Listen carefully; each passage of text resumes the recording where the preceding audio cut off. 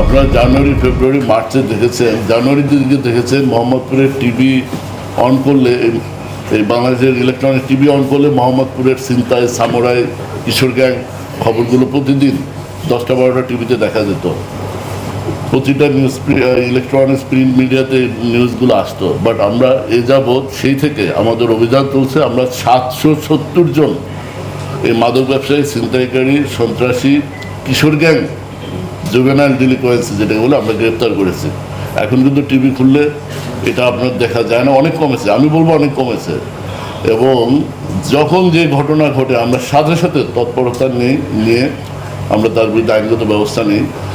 এবং দেখেন এখন অনেক কমেছে। আগের যে অবস্থা ছিল যে টিভি খুললে মোহাম্মদপুর নিয়ে কনসার্ন হতো, এবং খুন খারাপি, ছিনতাই, মহিলারা স্কুলে বাচ্চা নিয়ে বাসায় ফিরছে, পথে ছিনতাইয়ের শিকার হচ্ছে, এমন ভিডিও আপনারা দেখেছেন।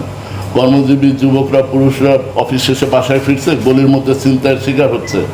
আমরা 770 জন ছিনতাইকারী, মাদক ব্যবসায়ী গ্রেপ্তার করেছি। এখন কম, এখন অনেক কমেছে। আমরা চেষ্টা অব্যাহত রেখেছি, ইনশাল্লাহ আশা করছি এই শান্তির মোহাম্মদপুর আবার ফিরে আসবে।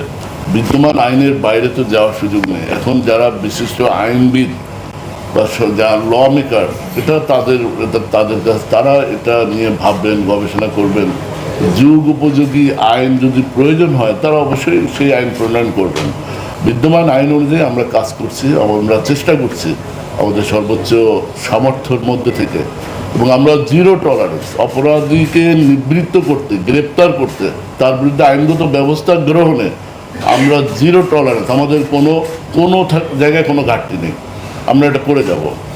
এবং আপনি আরেকটা বলছেন যে অপরাধীরা বিজয়ী বা লাভবান হয়েছে, আমি বলবো না, যারা অপরাধ করে তারা কখনোই লাভবান হতে পারবে না, লাভবান হওয়ার কোনো সুযোগই নেই। কারণ বিচারে শেষ একটা তাকে তো সাজা নিতেই হবে, তাকে তো আইনের আওতায় আসতেই হবে। আমরা 770 জন আসামি ধরেছি, এরা তো একসময় অপরাধী ছিল। হ্যাঁ, কিছু হয়তো জামিনে আসছে, এসে আবার অপরাধ করে। আপনারাও দেখেছেন, আমি এক আসামি 3বার ধরে 3বারই মিডিয়া করেছি। তো যতবার আসবে আমরা তাকে বিচারে সুপর্দ করব। স্থায়ী সমাধান বলতে আসলে আমরা অপরাধ যে করবে, আমরা তাৎক্ষণিকভাবে আমাদের যে আইনি প্রক্রিয়া সেটা অনুযায়ী আমরা আইনগত ব্যবস্থা নিয়ে বিজ্ঞ আদালতের বিচারের জন্য সুপর্দ করি। বিজ্ঞ আদালত এই ব্যাপারে তাদের করণীয় যেটা সেটা করবেন। আমাদের যতটুকু ক্ষমতা আমরা সেটা করি, এর বাইরে আমাদের তো কিছু করার নেই। আমি আগেও বলেছি, অপরাধী যতবার সমাজে ফিরে আসবে, অপরাধ করবে, আমরা ততবার তার বিরুদ্ধে ব্যবস্থা নেব। এটা আমাদের ম্যান্ডেট।